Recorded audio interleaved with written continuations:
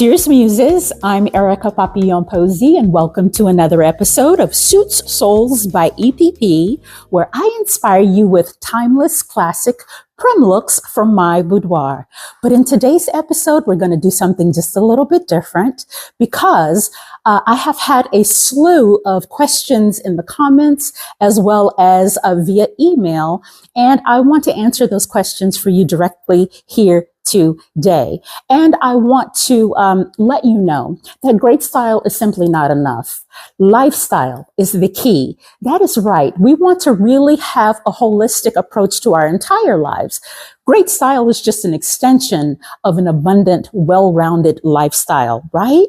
So let's get to some of those questions that you've had. Again, I take great pleasure in being very transparent in the way that I live and how I do things and why I look the way that I look and why I carry myself the way that I carry myself. And again, it's just an extension of the way that I have chosen to live my life. And again, I want to answer those questions for you today. So if you see me look down from time to time, I'm just referring to my notes and the questions that were asked that I have written down here so that I don't miss or skip anything for you. So what do I mean exactly by lifestyle is the key and that great style is not enough? So one of the questions that I had in my comments was about how do I carry myself? So one of the ladies asked me if I ever modeled before, if I was ever a dancer or anything like that. And that was before the video with my daughter in terms of answering the question about I wanted to be a dancer, but I birthed the dancer. And my dancer wanted to be a singer, but I am the singer. But I move the way that I do because of my classical operatic training and stage training as well. In the operatic world, you are again getting on stage, much like a musical. I'm sure, and I don't want to presume that many of you have not been to an opera before, but I'm assuming so. But operas are very much like musicals, and you have to act, you have to dance in addition to your singing, in addition to negotiating an 80, 90 piece orchestra, depending on the opera. So you go through all of that training as a music student. So that is why I carry myself the way that I carry myself. I also interject some language with you from time to time. I love languages. When you learn one language, it is a gateway into others.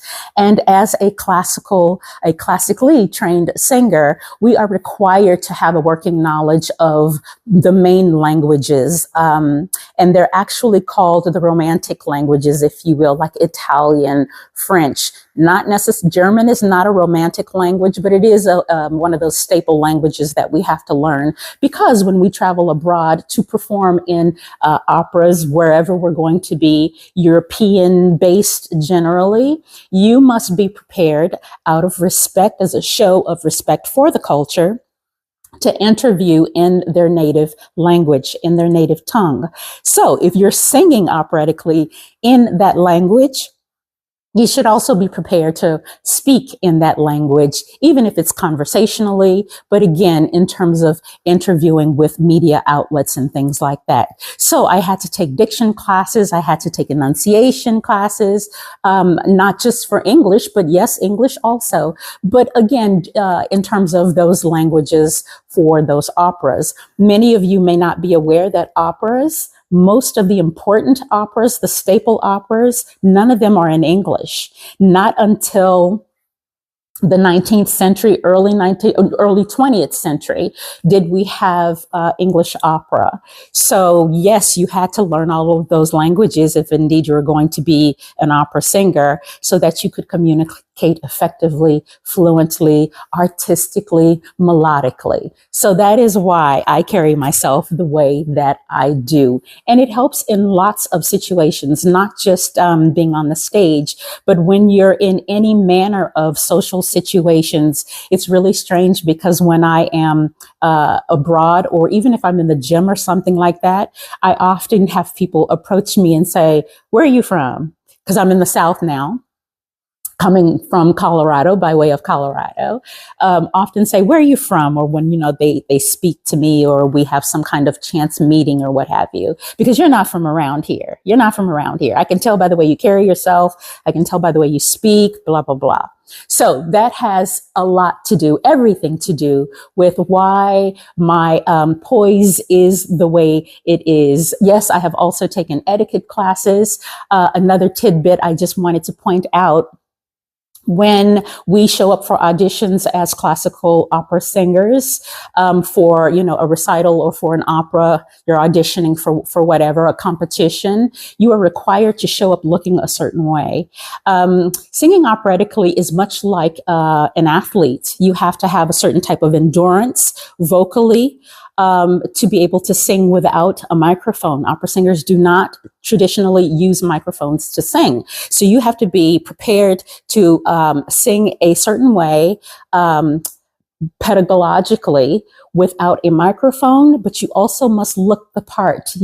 There must be an air to you, a grandeur to you that shows whomever you're getting ready to present your craft to, that you're serious, that you're prepared, and that you're also, visually put together. We are required to dress a certain way whenever we are just auditioning as well. Even if you're showing up day one to do what we call a Sitzprobe, which is like rehearsals in opera, you better show up looking like you are ready and off book, no playing. And 9 times out of 10, you are one of the only. So as they say, we need to be prepared 1,000 times better than most of our counterparts. And when I say counterparts, you know what I mean, right? I know you will know what I mean. So moving on. That was number one. Yes, I carry myself the way I carry myself for those reasons. Number two, my hair. Yes, I am wearing my hair down today. I rarely wear my hair down because of the reasons that I kind of just explained to you. When you show up for auditions and things like that, they want your hair to be nice and tidy and neat. I call the hairstyle that I traditionally have with the bun in the back severe, not a hair out of place, but it also plays to my personality because, again, if you were to see my home is very tidy. It's very neat. Ask anyone that knows me. It's always like that. Much like my wardrobe is the same way. Every nook and cranny in my home is the same way. I just like order and structure and everything in its place. So my hair, my person is no different. So when I show up looking like that, I am ready. I'm serious. I'm about business. But more to the point, I have had a number of questions about my hair being real or not. Yes, ma'am, ladies, it is mine. It is all real. It is all mine. I don't wear it down a lot because I sweat a lot and I am in the gym a lot, as I told you. So yes, I usually have it up in a ponytail or, as you have traditionally seen, in a bun. A few side notes where my hair is concerned. I have never been to a beauty shop before. That's not true. I've been to a beauty shop once, and it was to have my hair trimmed. And I didn't like the way it was done, so I never went back again. So outside of that one time, I've always done my own hair, even if it's for the stage, even if it's for a character or something that I'm doing. I do my own hair. When I say I do my own hair, I also cut my own hair. I always have since I was young, since I was a child. I've just always had an aptitude for doing things, period.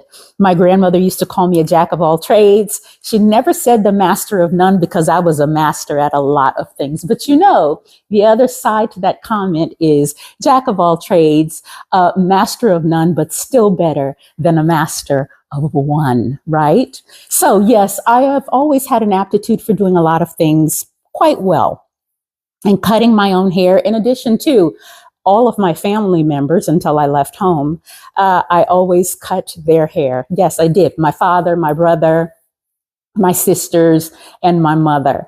Never had to go to a beauty shop when I finally learned.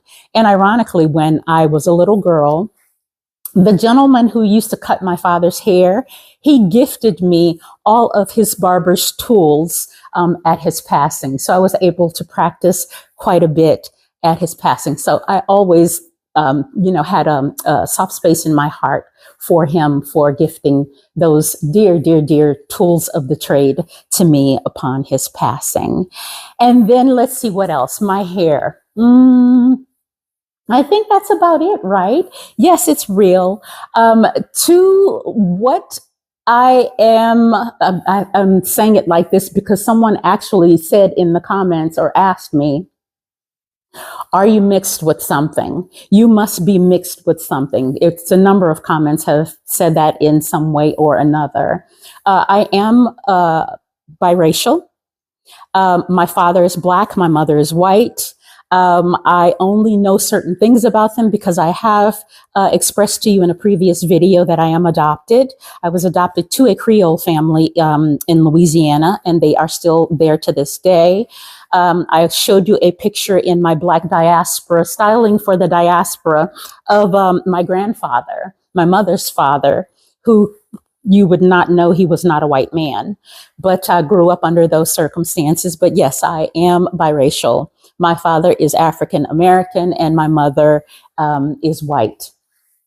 I have no idea where they are. I have non-identifying information as to where and who they are, but no identifying information, as I was adopted through Catholic Charities, the Catholic Foundling Society, and they are one of the most difficult institutions, organizations to access adoption registry information. So yes, that is my ethnicity at its core.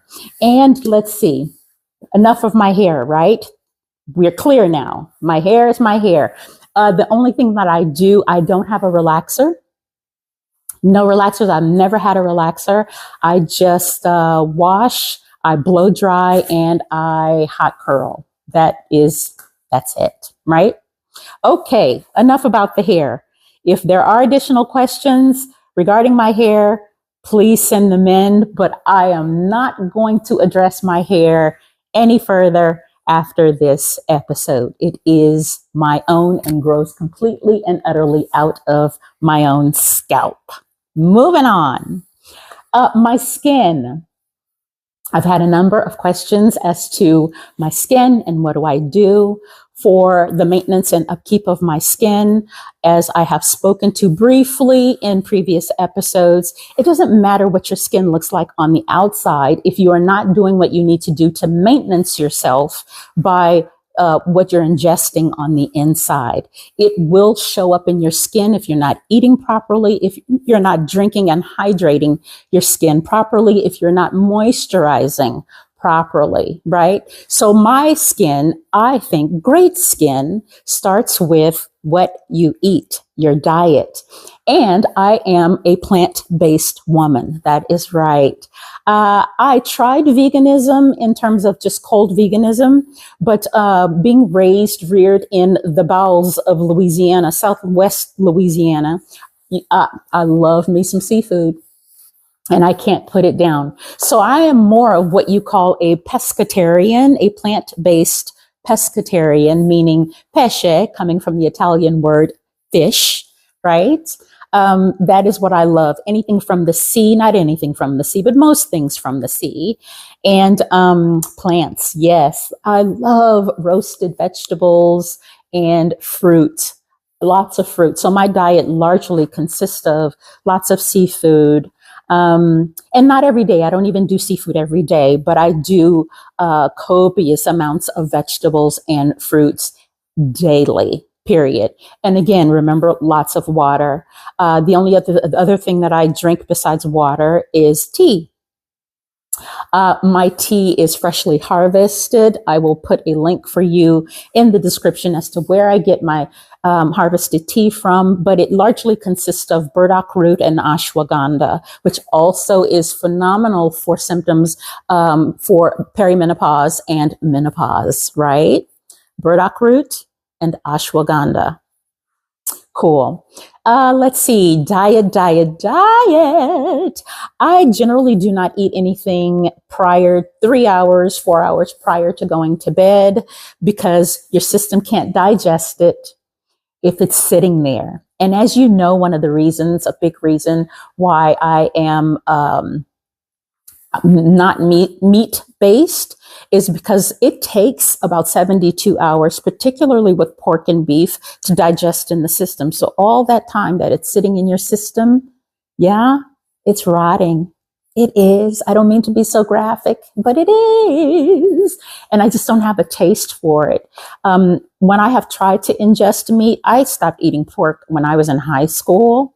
And I stopped eating beef, I think 20, 30 years ago. It's just not, I don't have a taste for it. And when I smell it, oh my God. Oh, so yes. And you know, historically speaking, in terms of the Neanderthalic days, caveman days, we were not carnivores. You used to have to go out and catch your meat. We were plant-based people. Plant-based. Having meat was, you know, special occasions. It wasn't something that you had access to every day because, again, you had to go out and catch it. Only in once we, you know, came into a certain age, did we start having meat on the regular? And a lot of that had to do with how meat was being marketed to us. Things, not just meat, but dairy products as well, particularly milk, which again is not good for the body. Again, I don't do any dairy products either. But yeah, that's pretty much my diet. Let's see. What else is there that I think is important besides the fact that I'm pescatarian and I'm a plant-based eater? If you have any specific questions about that in terms of meal plans or things like that, please let me know. I'm happy to answer those questions as well. But segueing from your diet and how it affects the face and how, you know, your diet shows up on your skin. Your skin is your largest organ, so it is going to manifest in whatever you're ingesting. In terms of washing the face, yes, I wash my face twice a day. I use Urban RX products in terms of cleansing. I use Olay products in terms of moisturizing.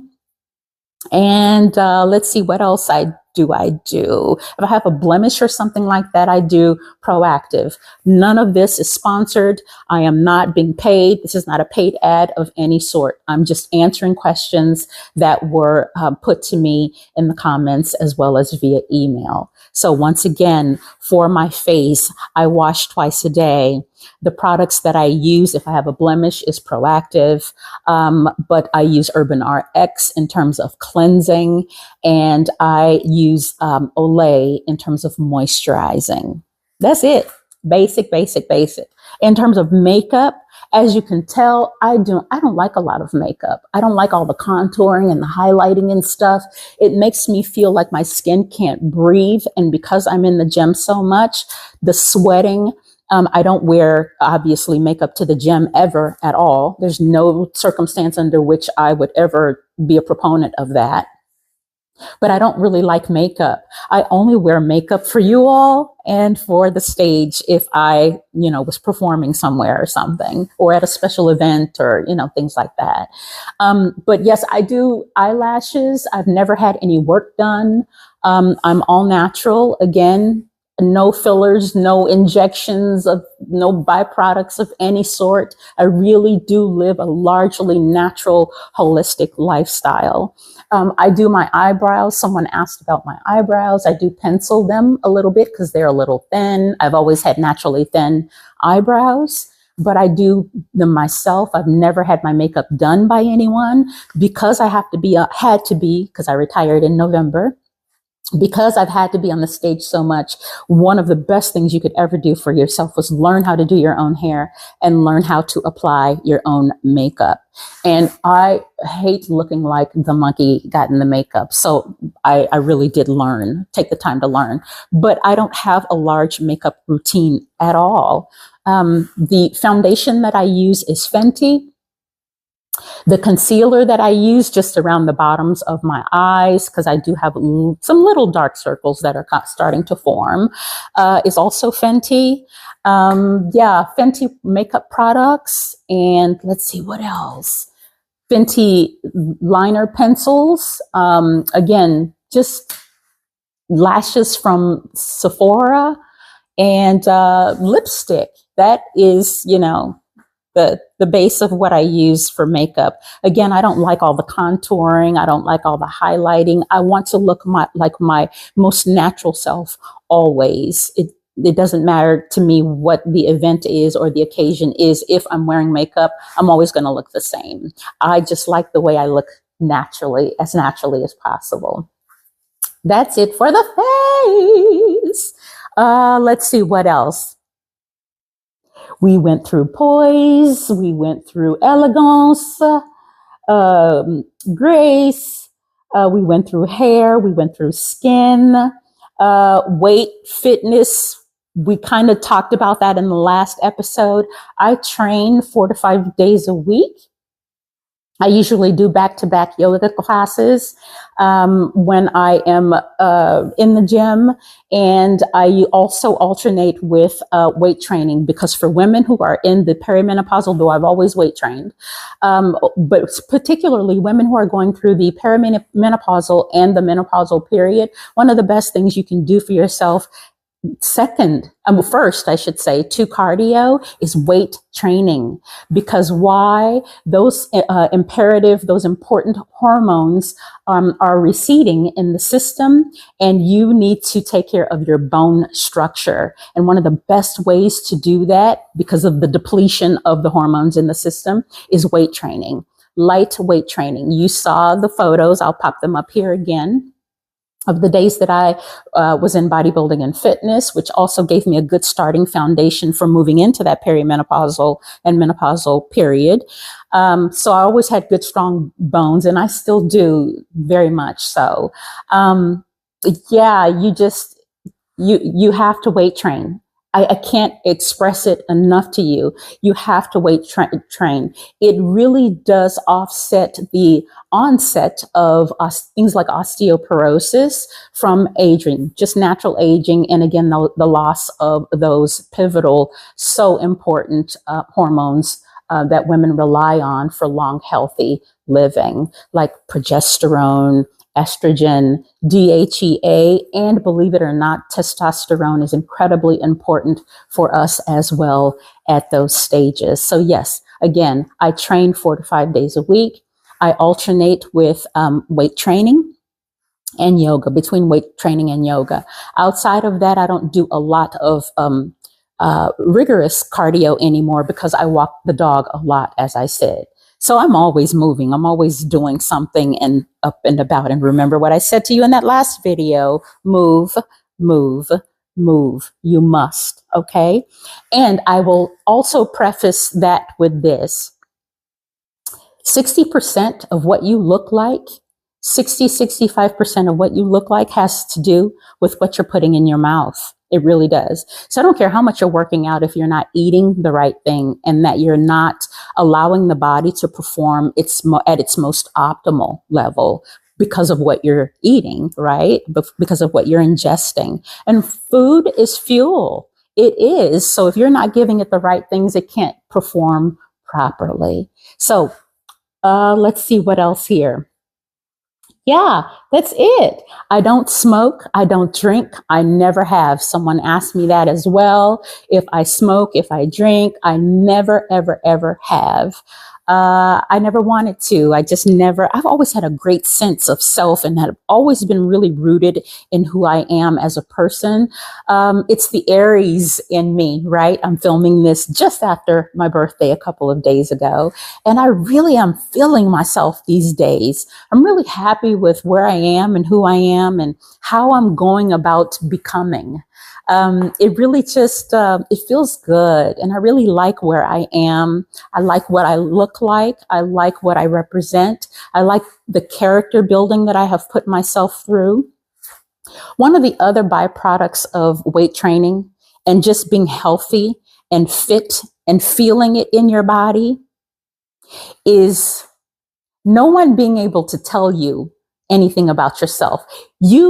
There is a switch that flips on when you become used to and comfortable in your skin, the skin that you're in, there's a confidence that comes out. There's a fortitude that you start to walk around with. There's an assuredness that you walk around with, because weight training does that. It takes you deep. In order to weight train, you got to find yourself. You can't just play with weight training if you're going to see results. And I see a lot of folks playing around in the gym, but you really can't. And I think you really kind of go there because you're breaking down muscle fibers to compete at a level that typically the normal population would not. But it comes from digging deep and have to find yourself and having to go there. It's that thing they call the zone, and I love things that take me into a zone, because inevitably I always find new spaces in myself. New strengths in myself. One of the times that I think I felt my most womanly is when I had my daughter. I had my daughter in 10 minutes. I kid you not. I had my daughter, the actual delivery took me 10 minutes. Why? And I had her in college when I was first in university, my undergrad period. You're not going to believe this, but I was actually still running 5 miles a day. I was a lifeguard on campus, and I could have gone to university on a music or a sports and athletic scholarship, but I chose music. But I still played intramural ball with the team on campus. So I was playing ball, I was running 5 miles a day, and I was a lifeguard on campus through my pregnancy. I never bought maternity clothes.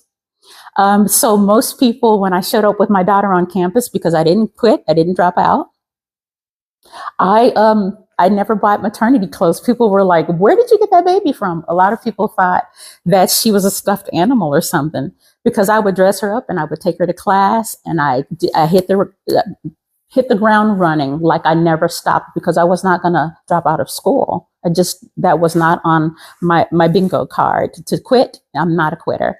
So yes, I did what I needed to do. Having her in 10 minutes, I was like, if I can go through this amount of pain, I can do anything. And I think most women, most of you, if you have children, you'll understand what I'm talking about. There's some place that you have to go through. And I had her naturally. I insisted on having her naturally.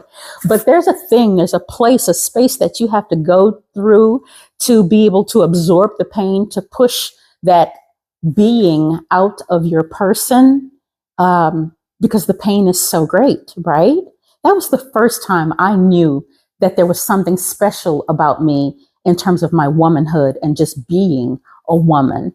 And the only other times that I have felt that way is when I step on stage to perform. There is this awesome power that I feel because I'm in my God-given glory, my God-given talents, and I'm there to serve. There's something beautiful about serving people that need to be filled up.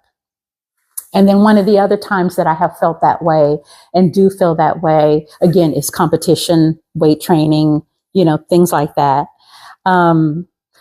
There's a little story that I want to tell you.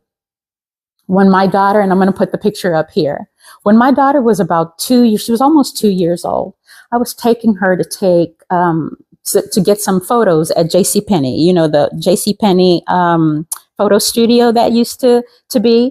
I'm sure there aren't any JCPenney's around anymore. Maybe they have those kinds of studios somewhere, but I don't think so. But you guys remember the JCPenney film photo studio that you could go to and get the packages and things. And we were going to the mall for her to be able to take some photos at 2 years old. She had the cutest little polka dot dress on with a matching hat, and the bow on the hat. It was a white hat with the bow on it. And I cut a hole in the top of the hat, and I pulled her ponytail through, and I teased it. And baby, let me tell you something. When this child saw herself in the mirror, it was like she had next leveled. She had found her place in the world. She had arrived, and you needed to move out of her way. It was like the skies and the sea parted, and she was here. She was here she had arrived in all of her glory. And it was so strange because when we walked into the mall, she didn't want me to hold her hand. She didn't want me she wanted to walk ahead of me. It was like she knew where she was going. She had no idea where the JCPenney was, but it was the sweetest thing. It was the cutest thing. It was the most powerful thing, because I always wanted that experience for her thereafter, to feel like she had arrived and that the world was her oyster, and that they had better look out because she was coming to do the doggone thing. But she knew she had it going on that day. And I wish I had video to commemorate that, but I do have this photo. But isn't she gorgeous? And that has always been an indelible memory for me in terms of how I show up and how I present myself to the world and in the world. Especially being the child of adoption and having had some identity issues because of that adoption. I have come to accept who I am and where I am now and what I have to offer as a Black woman in America. Have you guys seen that show on Amazon? It has something it's loosely based on the Holocaust. And it's like, there's a number of I think like superheroes or something like that. What's his name? Not Dustin Hoffman, Robert De Niro, not Robert De Niro. I think it's Al Pacino. Al Pacino is in the show. I'll put it up here. But there's a Black woman in that show, and her child asked her, "Mom, are you a superhero or something?" And she was like, "Child, I'm a Black woman in America. Superheroes ain't got nothing on me." And that's how I feel every day in my skin. Like wherever I step out and into, just know that I am my most authentic self, my most natural self. And I want the same thing for all of you, my beautiful, beautiful viewers. Now, I know I have some men who join me and who show up and show out every week. Christopher, John, a couple other of you, but thank you so much for joining us. But of course, mostly I'm speaking to, of course, some of these things can apply to you as well, but primarily my sisters in the viewing audience. So yes, thank you all so very much for joining me on this episode. I just wanted to answer some of the most pressing and some of the most recurring viewer comments and questions that recurring. I keep getting them over and over again that I really wanted to address. So yes, how and why do I carry myself the way that I carry myself? My hair, my skin maintenance, my nails. I didn't talk about my nails. That was also another question. Yada, yada, yada. Yes, I did say no smoking, no drinking. But yes, my nails are all natural as well. I don't do fake nails. I don't like the acrylic. I don't like anything that's unnatural on my body if at all possible. Again, I have no fillers, no breath, fake, anything. Nothing on me is unnatural or not authentic or inauthentic or unauthentic. But everything is natural. Yes, including my nails as well. Right? So yes, weight training, fitness regimen. If anyone is still interested in more of any of those topics, please let me know. I'm setting up a sort of a membership package thing where I will even put together a meal plan, an exercise plan, a program for you. I have had, because I competed for 10 years, I have had my license in personal training as well as nutrition. So I do still know a thing or two about those topics that would be sound advice for you to follow in terms of a holistic, well-rounded, full-bodied lifestyle. So again, great style is not enough. Lifestyle, a whole lifestyle, is key. That is the key. So thank you so very much for joining me on this episode of Suits Souls by EPP. And don't forget to head on over to Instagram and follow me there at Suits Souls by EPP. And if you're not already doing so, please hit that like and subscribe button for notifications on all new episodes. But until we meet again, à bientôt, Muses. Bye.